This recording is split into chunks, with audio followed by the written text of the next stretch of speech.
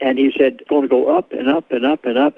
He said, it is the only thing that you can depend on to spare your assets in light of what's taking place in the world today is gold and silver. Now, this does create a problem for me, for you, and for most of us who didn't do what we should back years ago and believe, as God's Word has said, what the real value there is. You know, the first metal ever mentioned in the Bible is mentioned in the book of Genesis, and it's gold.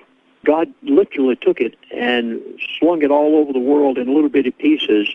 It's something that has been used as a standard to back up every currency in the world for all the years. It's a thing that Abraham and Moses used as their standard back in those days. And the elite today realize what that is. We've taken that out of Fort Knox, done away with it. We've sold it here in Yon. The American dollar has nothing to back it up with. But he said to me, he said, Chaplain, the only thing that will continue to hold its value and maintain its worth is gold and silver. He said it's our currency. The problem that you and I have so much is the fact it's gone so high in price. It's already gone up to, oh my goodness, astronomical figures. But you haven't seen anything yet. You just wait until it gets up to $2,000 and $3,000 an ounce, and it's only a matter of time, so they've told me, until that happens. Well, the next thing that I think you need to watch very carefully is your house mortgage. You're going to hear more and more about mortgage-backed securities, MBS. It will be a major issue from this point on in America. And again, this crisis was created back in the 70s and 80s by the elite, so they have let me know. They created the commercial and residential mortgage crisis whereby people took out the teaser loans, the interest-only loans, and then, of course, when these cycled, we have now a $45 trillion commercial residential mortgage-backed securities issue that's facing America, and it can't be resolved. The crisis has been created for the purpose of takeover. Again, it's just one more method of the elitists to do what they want to do. Eventually, the government will have to bail out the mortgage-backed security industry. It's only a matter of time. I thought maybe that they might do it shortly, but the elite now have had some problems because of the election recently, and it's going to take them a little while to do what they want to do.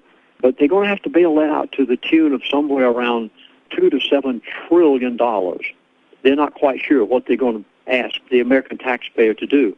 You are going to see a bailout of the mortgage-backed security problem. Basically, here it is. You bought a house a number of years ago. You financed it through a lending institution. That lending institution, in turn, took all those securities, all those mortgages, and they sliced them and diced them, put them together in packages of hundreds, and sold them all over the world. They sold them from insurance companies to people in China and Japan and Great Britain.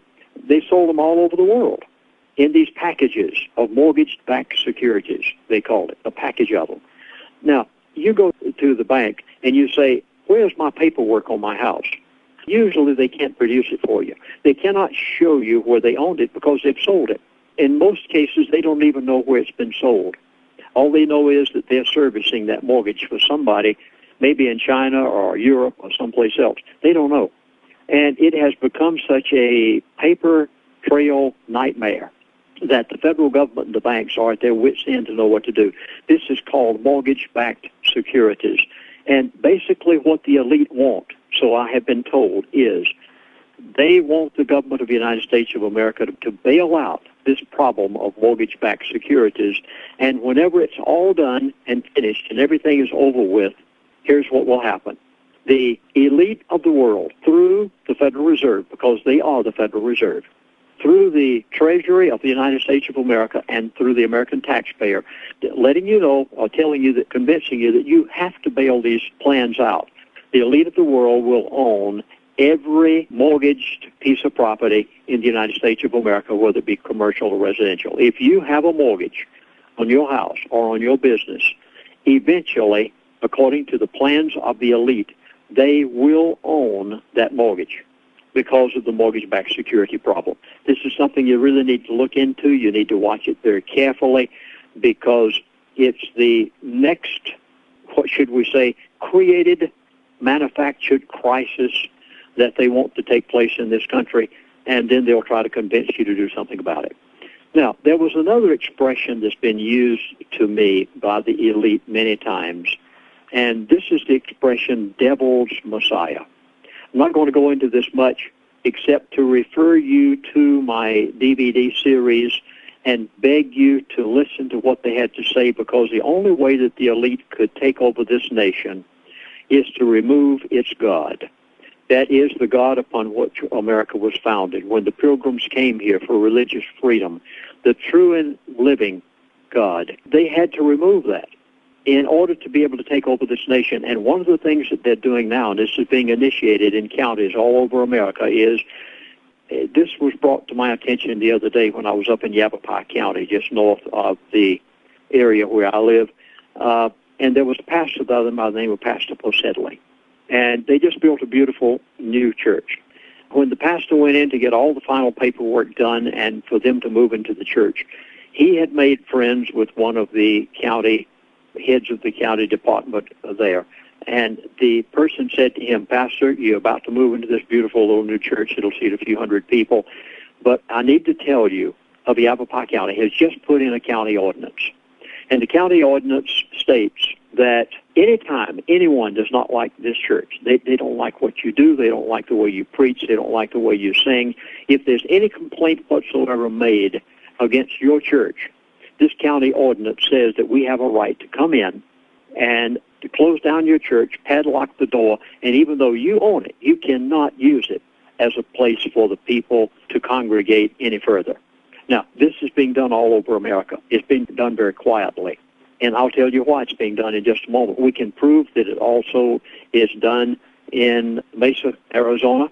It was on the front page of the Arizona Republic recently that such an ordinance has gone through. I know that they would never enforce this right now, but they will in the future whenever the man of sin described in the Bible as the Antichrist, when he is ready to take over and he knows it's his time, he will have everything in place in order to be able to step in and say, your church can't hold services next Sunday because we say so. Somebody's made a complaint. See, every bit of this is for the purpose. Their devil's Messiah plan, whereby they initiated evolution into our schools. They have taken the Ten Commandments off of courthouses all over America. They have removed God from our national life. They want to take off of the Pledge Allegiance to the flag the name of God. On and on and on you go. Every bit of this is a part of the devil's Messiah plan, whereby they had to destroy the foundation of this nation and its godly heritage before they could put in their new world order. Well, I'll skip over again to something that I promised to give you in this second DVD, and that is the crisis in the Middle East. You remember that I was told 2 years ago by this elitist friend of mine that we didn't have any problem whatsoever with Iran as far as the crisis. There was going to be no war with Iran. And that was back in the times when we had warships sitting over there ready, our Air Force, our Navy, our Army was right ready. All of us thought that we were going to have a crisis with Iran. It was being said by talk show hosts all over the country, we were about to go to war with Iran. And this elitist friend of mine said to me one day on the phone, he said, Chaplain, there's not going to be any war with Iran for at least the next 2 years. Well, we've gone by those 2 years. And everything he told me was right. Now, not what I said was right, but what this individual who knows everything that goes on behind closed doors, one of the elitists himself, what he told me took place exactly as he had said it. And we've gone by now for 2 years without a crisis in Iran. 6 months ago, a radio talk show host called me and he said, Chaplain, it looks like we're going to have a problem with Iran again. Well, I went to my elitist friend and I said, what about it? He said, no. He said, I told you nothing would happen for 2 years. You see, they control war. They start it and stop it when they want it. When it's to their advantage, they begin one. Well, it's time. That's right. I'm giving you, as I said, a date. They want a crisis. Now, please, hear the words of what they're saying. The elite want a Middle East crisis within 4 to 5 months. That's all I'm going to say. I did not say there's going to be war with Iran. It may be, but they want a Middle East crisis within the next 4 to 5 months' time. Now, I want to go over and give you another sign. I promised you when we began the first CD in this series that in the course of these presentations, I would give you some of the signs that the elite have given to me as to what they're doing. I want to give you another sign at this point. Write it down, put it beside your calendar, and you will see it take place exactly as they said. They said to me, watch crude oil prices and you will know the progression of the program. And what they were saying is, watch crude oil prices and you'll know the progression of the elite's program. You'll remember a number of years ago, one of the elites said to me the price of crude oil is going from $147 a barrel to $50 a barrel. I went on radio talk shows all across America and said that. People laughed at me. Talk show hosts laughed at me. They said, you're crazy. You shouldn't say that. And exactly 2 months later, exactly as I'd been told it took place. People said, you're a prophet. I said, no, I'm not. I'm just an ordinary man that puts on my breeches just like you do every morning. The only difference is I know the elite, and they give me this information by the providence of God. I give you the information so that you can prepare your household in light of what they're doing. Watch, here's the sign, watch crude oil prices, and you will know the progression of the elite's program, what they're doing. Now, crude oil has gone back up again. It went up to $70 a barrel, then up to $80 a barrel, up to $90 a barrel. I'll tell you where it's going. It's going to $150 to $200 a barrel, and you're going to be paying $4 to $5 a gallon at the gas pump. They're going to do this very gradually. They do not want you to jump out of the saddle. They want it like a frog boiling in a pot. They do not want revolution. The last thing in this world the elite want is revolution. They do not want you to wake up in mass. They want you to become accustomed to their controls, and they are going to raise the price of crude oil back. I told you before where it was going, when it was going down.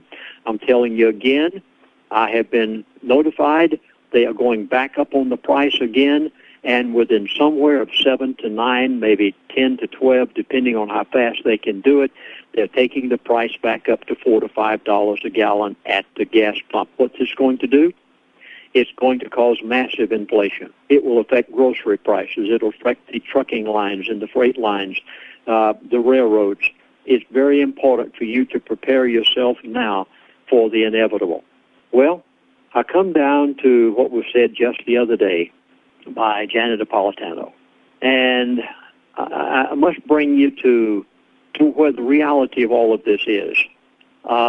Just the other day, a very prominent Hispanic political activist in the Phoenix area, a very devout Christian lady, she had been offered a job by Janet Napolitano when Janet Napolitano left being the governor of Arizona and went to Washington to take over Homeland Security under this presidential administration right now. And she had been offered the job as liaison between the Spanish communities of America and Homeland Security.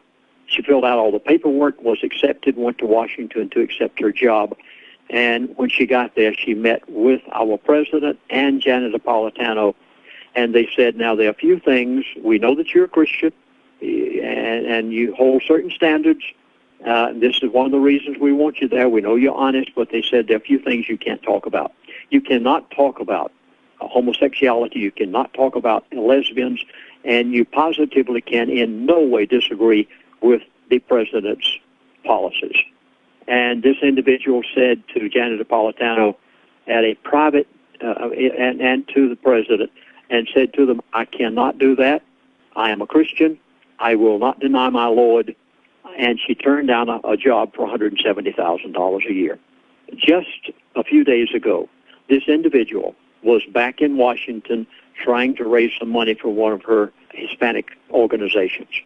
Janet Napolitano found out she was there and contacted her by phone and said, can we have dinner together? And they did, private, just the two of them.